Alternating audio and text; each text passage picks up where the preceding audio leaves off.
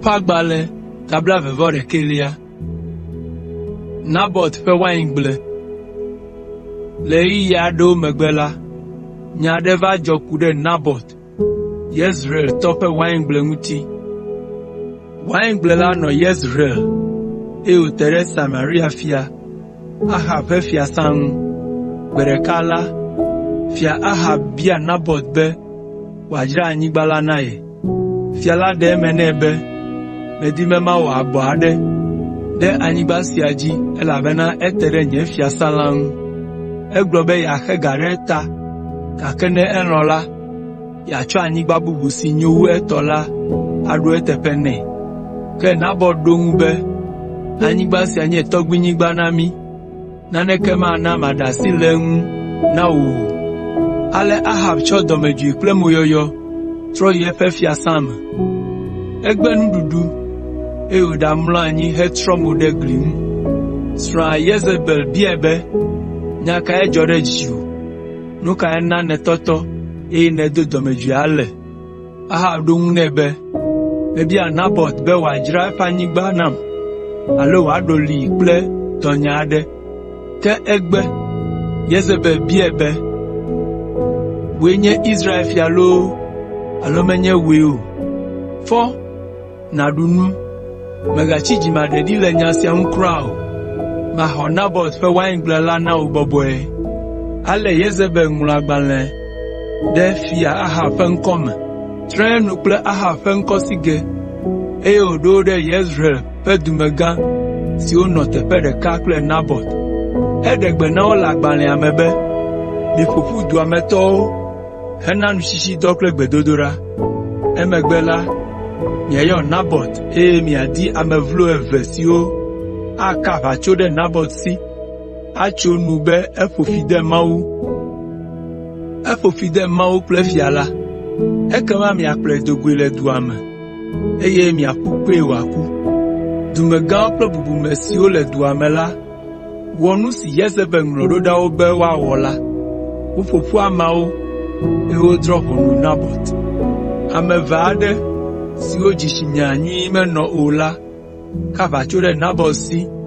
Be fide mau ple fiala. Ale o hidu agodo. Eyo fukwe woku.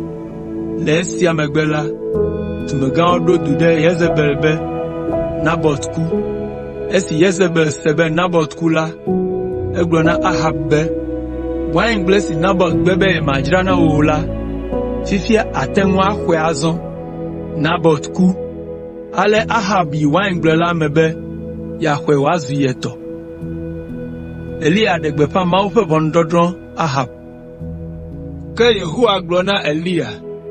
Tisbi tobe. Yifia Ahab bo le Samaria. Ano Nabot fe wine bome. Ahwe abe eto ene. Blonya siya onebe. Nabot u mesogbo na uwa. De o lebe na dajwe ha. Esi no osi atala. Avuwa no wo vule duagodo. Abale si onu Nabot ene. Aha glona Elia be. O nye futo. Ekede nwunye. Elia do nebe. Mekede nwu elabe na echodo ki ojira na nuvondi wowo. Le Yehova nkume. Ma hejogwevwe avajio. Ma chron ojiji mevio. Ma de ngutu le siareda. Le Ahab mu le Israel. Edanye ablodevi alopluvio. Ma wowo afe. Abe Yeroboam. Nabat fe vito ene. Abe Basa. Ahi afe vito ene. Elabena edo jikunam. Nena Israel gede nuvome. Azola. Yehova glonam kude Yezebel mutibe. Avuadu Yezebel pekukua. Le Yezreel pe gliogbo. Avuadu Ahab fe meto. Siwa kude duame. Jifo hevio adu. Esio akude gbeji. Amareke magana nyikpo. Abe Ahab ene. Amesi chodo kujirana nuvondi wowo le Yehova nkume. Elabena asra Yezebel ye do musin. Ewa ngunyonu gede oto legba oyo mejejeme. Abe Amoritos Yehova nyale Israel ngola ene. Esi Ahab senya siaola. Eje efa wuo. heta akpanya, wòtsi ŋutɔ. Enɔ akpanya me henɔ yiyim nublanitɔe. Tete Yehowa ƒe gbe va na Eliya, Tisbitɔ la be, ekpɔ ale si Ahab bɔbɔ eɖokui le ŋkunye mea. Esi wòbɔbɔ eɖokui ta la, mahe dzɔgbevɔ̃e la vɛ le eƒe ŋkekewo me o, ke boŋ maxee va eƒe aƒe dzi le via ƒe ŋkekewo me.